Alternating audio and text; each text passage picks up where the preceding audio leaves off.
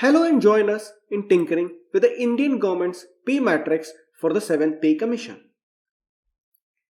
So first things first, the Government of India is a huge employer. It employs close to 4.7 million people in the central government, with the army and the railways taking a huge chunk. In addition to the central government, there are the states which have their own bureaucracy.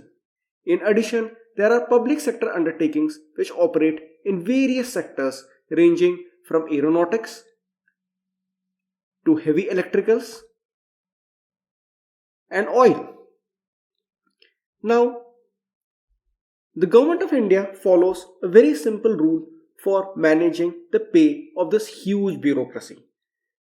It follows a set of rules defined in something called the Pay Commission. Of course, the Pay Commission applies to the central government employees, but the pay rules for the states and the public sector undertakings are often derived from this. Currently, the Pay Commission in force is called the 7th Pay Commission. It came into effect in January 2016. The Pay Commission can be represented as a Pandas data frame. As you can see, there are 18 rows and 40 columns. Now, when an employee gets promoted, he moves along the columns. That is, he might get promoted from say column 1 to column 2. On the other hand, in a normal year, when the employee doesn't get promoted, he earns an increment which pushes him down the rows. That is, from say row 4 to row 5. For example, if an employee is working in level 1 at the pay level of 22,800, if he doesn't get promoted, his salary increases to 23,500 in the next year. On the other hand, if he gets promoted, his salary goes to the value of 23,800 in the adjacent column. Now, let's plot the values of the pay matrix in a multicolor plot with a separate legend for each level. There are a number of insights that we can draw from this plot. For example, if we look at the entry levels, that is level 1 to level 6, we observe that the levels are very close to each other. So there's not much of a difference even if an employee gets promoted. On the other hand, if an employee happens to be a Group A official appointed by the Union Public Service Commission, then in the course of his 30 to 35 year long career, he would move from level 10 to level 18. That's almost 8 levels which are significantly separated from each other, and that translates to a promotion every 3 to 4 years. And the most significant jump of these is a jump from level 12 to level 13. There's another insight to be drawn. If you observe carefully, you will notice that these higher levels are flat beyond a certain stage. The reason for this is that the Government of India wants the salaries for the top management to be capped as a multiple of the salaries of the lowest level employees. This means that once you hit this level, you don't earn an annual increment. You get a salary hike only if you get promoted. Now, the level 17 and level 18 are kind of rare. Level 18 would be for posts like the Cabinet Secretary of India or the Chief of the Army Staff. So obviously, only a very few bureaucrats would actually reach this level. Level 17 is again kind of rare. One example of level 17 posts will be the Chairman and CEO of Indian Railways and the board members. So, for a typical bureaucrat, he might not reach level 17 and level 18, and therefore his salaries might get capped off at this flat region a few years before his retirement at the age of 60. This means that a Group A officer towards the end of his career really doesn't have much to play for in terms of salary. All that he would want is perhaps a big bungalow or a few other official perks. Now, all these graphs are parabolic in nature. So, let's try to take a log of these graphs and plot them. Notice that the plots are straight lines. And now, let's magnify this a bit to have a look at the slopes.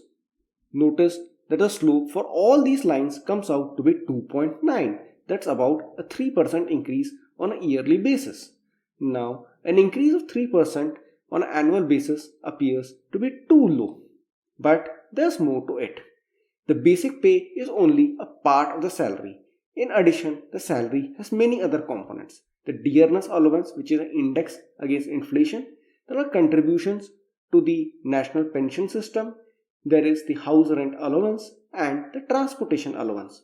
So, we take a hypothetical employee in level 12 and try to plot his salaries from January 2016 to July 2023. Now, there's something interesting and odd in this plot. The salary seems to be increasing quite a bit, but the basic pay appears to be almost flat. This means that even though the basic isn't increasing, the salary is increasing. Why is this so? To investigate this further, let's filter out this plot. Now, in this plot, the salary increases happen only in January or July. That's when the promotions and the yearly increments take place. And when we do this, it's all the more clear that the basic hardly changes even though the salary appears to be doubling. Now, let's see this in the form of a series of pie charts. Notice that in January 2016, the basic is 65.3% of the total salary. On the other hand, in July 2019, this drops to just 56%. And as we go further ahead, the value drops further to 48% in July 2022 and 46.9% in July 2023. In fact, the basic doesn't change only during the COVID years. That is when the Dearness allowance hike did not take place. It stays flat at 56.1% for July 2020 and January 2021. Let's animate this and have some fun. See, the contribution of basic is regularly falling till it reaches below 50%. Isn't it interesting that the salaries would continue to rise at a decent clip only based on inflation indexing and annual increments, even though there is no promotion as such? We have to thank Mr. Pandas and the scared little Python for helping us to draw all these insights. If you are interested in learning the coding behind this little project, do watch my other videos. Let's summarize the insights. The difference between the various levels at the entry level is not significant. The jumps for Group A services is pretty significant. The curves are flat at the top. The salaries don't increase. No annual increment. And then there's a 3% annual increment every year at all levels. But although the 3% looks too small, combine it with the DA increase and the rules related to all other components of the salary, you realize that the salary does grow quite a bit. Thanks for watching this video, and if you like this video, do hit the like button and subscribe to this channel.